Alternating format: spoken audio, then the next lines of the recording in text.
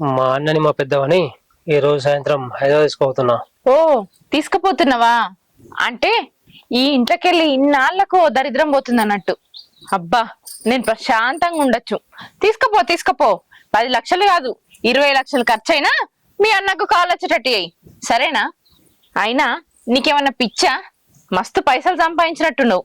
మంచిగా ఓ పిల్లని చూసుకొని పెళ్లి చేసుకొని లైఫ్ ఎంజాయ్ చేయక ఆ ముసల్దాన్ కోసం, ఆ కాలు లెవెలైన కోసం నీకెందుకంత ఆరాటం? వాని భార్యని నేనే పట్టించుకుంటలేను, నీకెందుకు చెప్పు? నీ దగ్గర బాగున్నాయా పైసలు? ఉంటే నాకు ఇయ్యచ్చు కదా. చూడు వదినే, బదిన అనుకుంటున్నా ఇంతో బాగా మాట్లాడుతున్నావు. నీ తిరుగులకు అయ్యే ఖర్చు మా అన్నకు పెడితే మా అన్న మంచి అయ్యేటోడు కదా, అట్లా పెట్టావు. ఎందుకంటే మా అన్న మంచిది, నీ ఆటో సాగవు కదా. చూడు, ఊకుంటున్నా కదా అని బాగా ఎక్కువ మాట్లాడుతున్నావు. నీ హద్దులలో నువ్వు ఉంటే మంచిది. అయినా లక్షలు లక్షలు తలిగేసి ఆ కుంటోనికి పెట్టాను నేను ఇప్పుడు. నాకంత అవసరం ఏం లేదు. ఆయనున్నా సచ్చిన కిందనే లెక్క. ఎప్పుడో చచ్చిపోయాడు అనుకున్నా. ఆయన ఉంటేంది, లేకుంటేంది.